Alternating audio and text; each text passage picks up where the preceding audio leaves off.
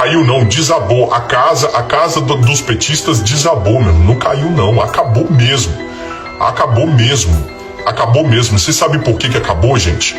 Porque durante muitos anos, e essa mensagem aqui é muito importante, olha só a mensagem que eu vou deixar para vocês aqui. Escute isso que eu vou falar com vocês. Isso é muito importante. Durante muitos anos no Brasil, foi profetizado e declarado por muitas nações, muitos líderes e muitos pregadores de que haveria um avivamento no nosso Brasil, que é uma transformação completa da nossa sociedade. E isso está acontecendo nesse momento.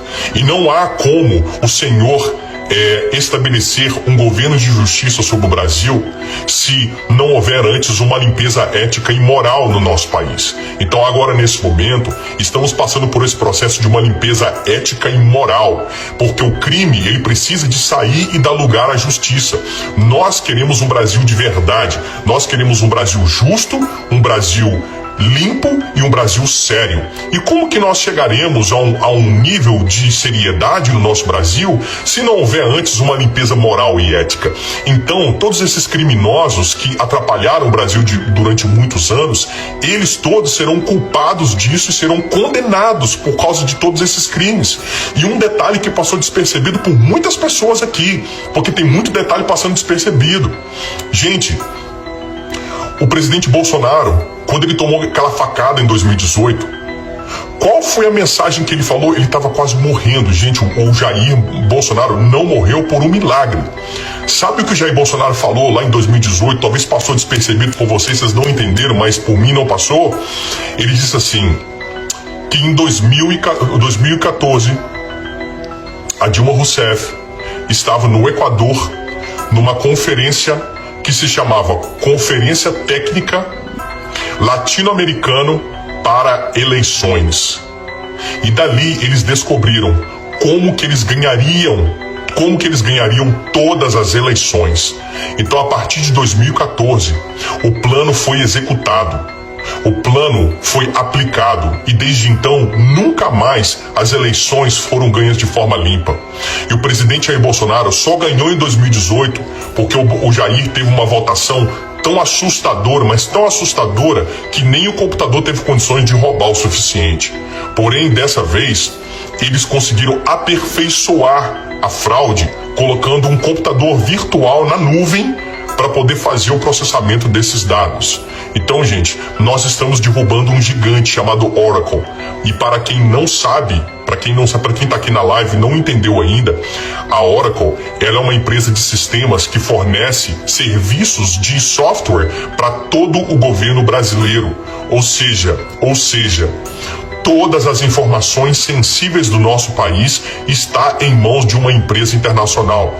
E essa mesma empresa foi condenada nos Estados Unidos no ano de 2022, nesse ano, uma multa de 24 milhões de dólares, que ela está pagando, de 20 milhões de dólares, que ela pagou depois de ter sido condenada pela justiça, porque vendeu informações sensíveis de outros países.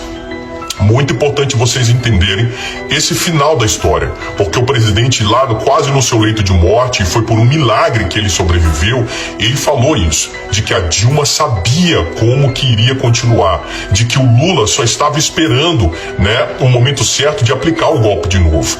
E só para poder fechar essa parte das urnas aqui, gente, escuta essa informação bombástica aqui, tá? Bombástica isso, olha. Eu vou fechar os comentários para vocês poderem ouvir isso.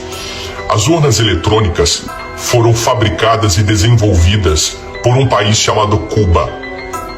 De novo, as urnas eletrônicas foram criadas por um país chamado Cuba. Cuba criou as urnas eletrônicas e, através de um processo chamado de telemática, eles conseguiam alterar os votos e os dados de votação durante o processo. Lá na década de 90. Então foram os próprios cubanos que aprenderam isso. E deixa eu contar para vocês, porque vocês estão vendo que foi Cuba que criou isso, não foi? E para quem não sabe, Cuba herdou tecnologia soviética na década de 90 para poder implementar um plano muito grande de votação eletrônica. E hoje nos Estados Unidos a votação é também na máquina de votação, é eletrônico. Claro, tem a sua impressão de papel, mas os votos também são ali computados por uma máquina. E vários outros países os votos também, Venezuela. Vocês sabiam que na Argentina, gente, você precisa de se ligar nisso. Vocês sabiam que na Argentina não tem voto eletrônico, mas tem contagem e processamento eletrônico dos votos? E o que eu quero dizer com isso antes de abrir o comentário para vocês? De que não importa quem vota, importa quem conta os votos. E se os votos são contados de forma eletrônica, isso quer dizer que os votos estão sendo deturpados na hora da contagem. E sabe que tática que é essa? A tática de um dos maiores carniceiros da história do mundo, chamado Joseph Stalin, um ditador soviético que implementou uma das piores ditaduras da história do mundo, comunista. Então guardem isso, guarde isso na cabeça de vocês. Então a partir de agora, eu quero responder algumas